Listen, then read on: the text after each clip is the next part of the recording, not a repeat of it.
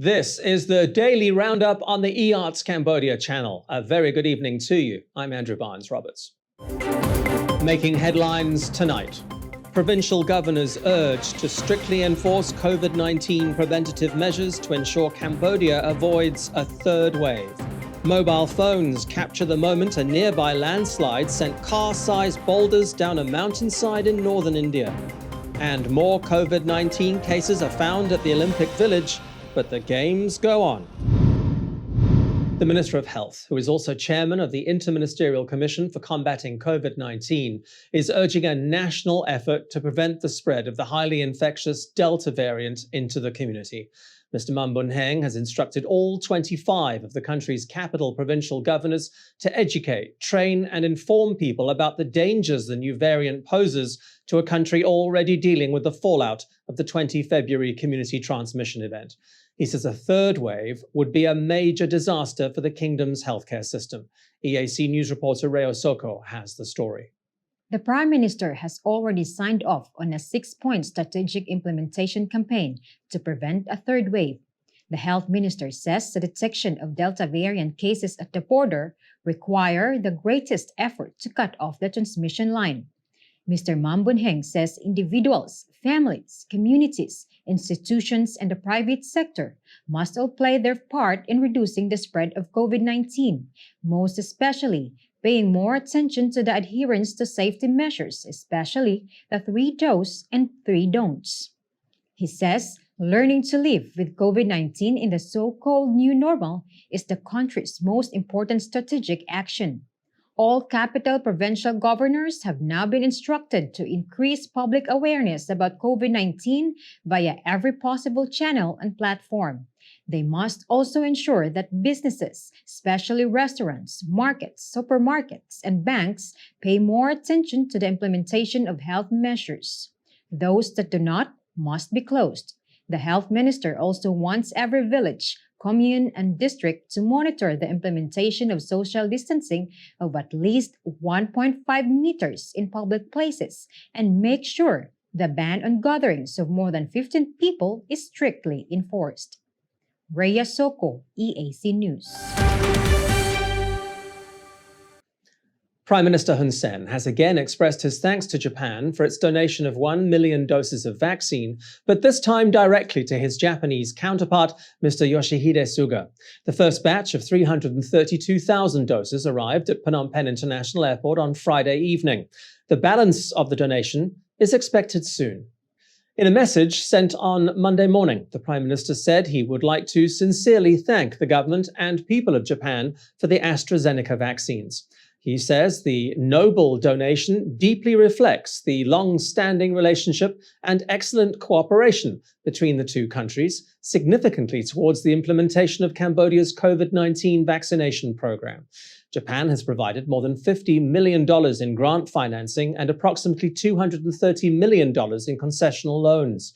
The Prime Minister also highlighted other areas of cooperation between Japan and Cambodia, most notably development of the Sihanoukville Deep Sea Port and National Road 5. He says he was looking forward to working closely with the Japanese Prime Minister, especially at the Asia-Europe Summit, which will be hosted virtually by Cambodia in November, as well as during Cambodia's chairmanship of ASEAN next year.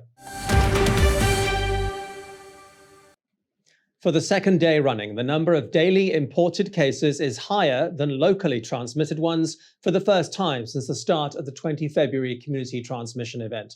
The Ministry of Health reported 778 new cases on Monday. Of these, 475 are imported, just 303 are domestic. Most of the imported cases have been reported in the border provinces. The new cases take to 73,701 the total number of COVID-19 cases recorded in Cambodia. 22 new deaths have been reported overnight, taking the total number of fatalities to 1,305. 686 patients have been discharged since Sunday, meaning the total number of successful treatments now stands at 65,960. Total imported cases have reached 9,152, with 1,000 of those being reported since Saturday. The surge in imported cases is increasing concerns about transmission of the Delta variant, with the vast majority of these cases being detected in migrant workers returning from Thailand. Phnom Penh's Soka Hotel and Courtyard by Marriott have been swamped with bookings for so-called alternate state quarantine. The pilot project, launched by the Ministry of Health, allows incoming travelers to book their quarantine directly instead of being sent to designated hotels where a plethora of complaints have been made on social media in recent months. EAC News reporter Reo Soko has more. 100% prepared and just waiting for those international passengers who've jumped at the chance to be able to book quarantine directly. Both Courtyard by Marriott Phnom Penh and Soka Hotel have their hands full of bookings.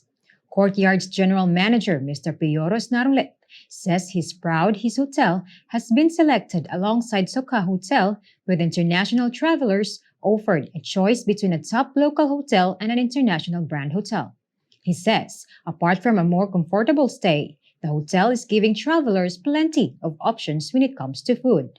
Well, we have actually a group chat availability for our customers to chat with us. We have a selection of, I think, more than 20 choices of menu that the customer can choose during their quarantine. If they don't like our set of rotational menu, I think that you have read on many online and social media posts that our food has been actually very, very good, and that the customers are liking our preparation for that purpose. We also cater to dietary requirements. For example, if the customer are religious reason, do not take pork or do not take any certain meat, then we can cater that as well, including low sodium, diabetic, etc., etc. Vegetarian meals are available. At both Soka and Courtyard, the price range for alternative state quarantine ranges between approximately $2,000 and $2,500. This includes an airport transfer, meals, and all COVID-19 testing. As long as passengers do not test positive for COVID-19 on arrival and are not traveling from a high-risk destination, they can enjoy all the added benefits of alternative state quarantine. If they do test positive or are deemed high risk, it means they'll be moved to a government quarantine facility, but will have their hotel booking refunded. Immediately after the announcement of the Ministry of Health, Courtyard by Marriott Phnom Penh was flooded with bookings and inquiries. They hope that this will be the start of the tourism sector to slowly bounce back from the pandemic. Rhea Soko, EAC News, Phnom Penh. Dramatic footage from around the world this Monday, 26th of July. Let's take a look at those headline-making stories. The impact of a landslide on the other side of the hill. Massive boulders were sent hurling down the mountain. 9 people were killed after boulders hit their minivan. Amazingly, residents whipped out their phones to film the incident rather than fleeing to safety. It was only a matter of time before the Batsiri Bridge was destroyed. The falling rocks also damaged nearby vehicles. Rescue teams rushed to the scene, but apart from the people killed in the minivan, only 1 other person was injured. Barely 10 days after floods hit southeast Belgium, killing 37 people, a flash flood hit the southern town of Dinan this weekend. It was the heaviest flooding the town has seen in decades. It was prompted by a 2-hour thunderstorm which turned streets into torrential streams. Fortunately, no one was killed. The nearby town of Ani suffered similar damage, with estimates predicted to be significant. And it was like something out of a Hollywood blockbuster, but for residents of the northwest Chinese city of Dunhuang, it was terrifyingly real. A 100-meter-high wall of sand wreaked havoc on Sunday afternoon. It engulfed the local expressway in seconds and turned the sky orange. Visibility was reduced to less than 5 meters. Local traffic police ordered stranded vehicles to limp off the expressway and stop in service areas. There were no reported injuries.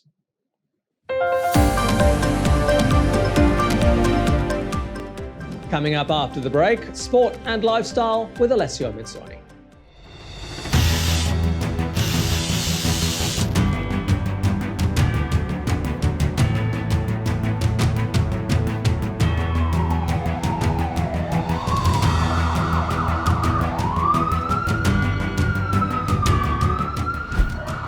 EAC News fully supports the Royal Government of Cambodia's preventative and administrative measures against COVID-19. But we need you to play your part in helping bring the 20 February community transmission event to an end. Wash your hands regularly, sanitize wherever possible. Keep an eye on your body temperature. Use the Stop COVID QR code and maintain a safe social distance. But above all, please, please, please wear a mask. Only together can we beat COVID-19.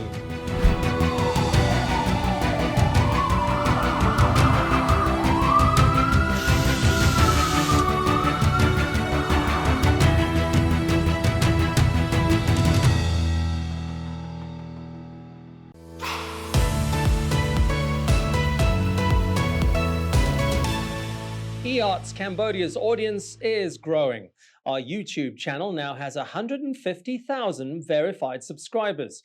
To mark the milestone, we've received the Silver Creator Award from YouTube, given to channels with over 100,000 subscribers. YouTube CEO Susan Wojcicki says the award celebrates EART's Cambodia's hard work and incredible achievement. She says not only has EART's Cambodia brought a unique voice and style to the world, but has also created valuable connections and built a community along the way. The next milestone we're going for is 1 million subscribers, and we'd really like that Gold Creator Award. So if you're not already a subscriber, head to www.youtube.com/eartscambodia. Subscribers get all the latest breaking news and updates from Cambodia in English. We'll see you there. If it's happening and you need to know about it, you'll get it all right here.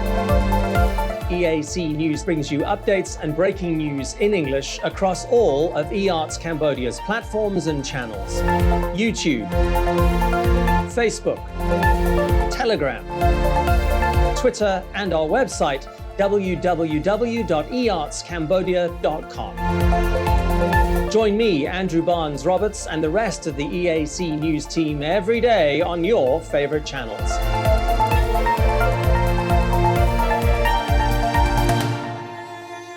EAC News, Cambodia made clear.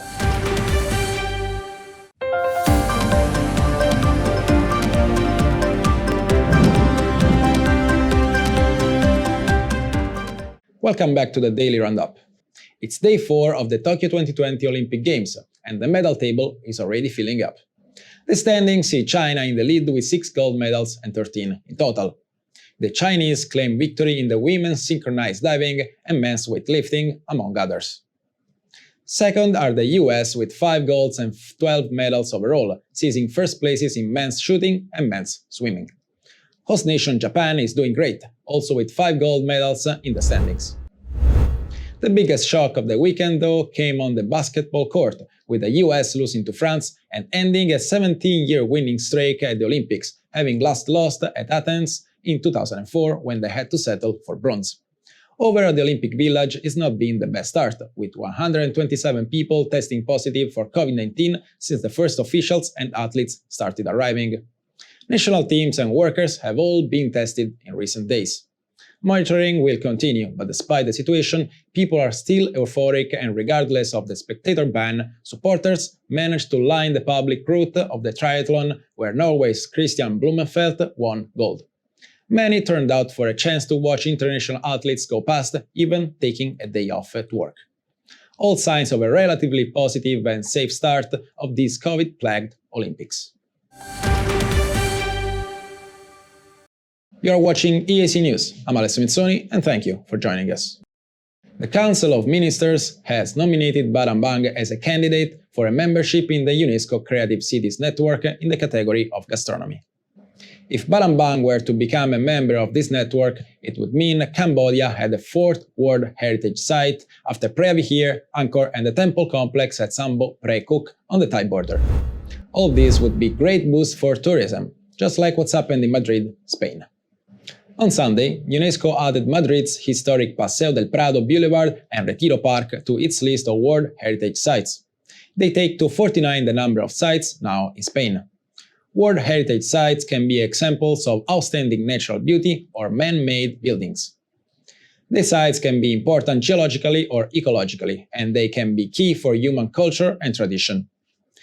The three-line Paseo del Prado and Retiro Park in the center of the Spanish capital clearly meet this criteria and are two of the city's most visited attractions. El Retiro was originally a palace and gardens built for the personal use of King Felipe IV in the 17th century. Prime Minister Pedro Sánchez was quick to celebrate the news, tweeting the deserved recognition for a space in the capital that enhanced Spain's historic, artistic, and cultural legacy.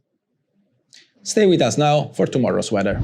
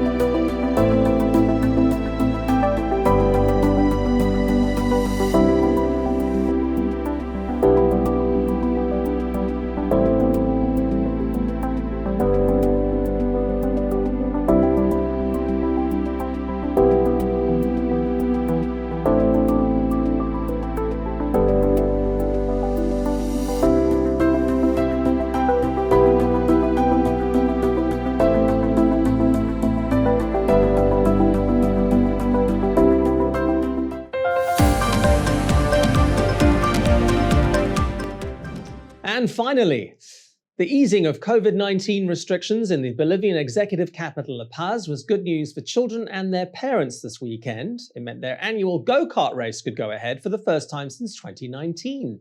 Fortunately, though, speed is not one of the main factors for a prize. In fact, if you have a need for speed, this is not the event for you. The go-karts are all homemade and appear to go quicker with a parent pushing than on their own. The drivers are all children, though, so perhaps it's best that they don't careen down the hillside streets.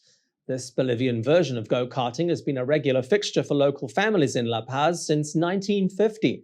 Pulling together various spare parts, parents and their children work as a team to build their vehicles. A prize is awarded for the fastest one, but prizes are also awarded for vehicle ingenuity and design.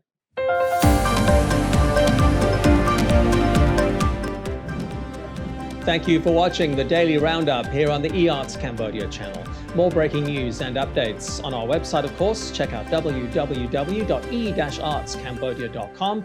You can also subscribe to our Telegram channel, EAC News. More from the EAC News team tomorrow night at 8. I'll see you then.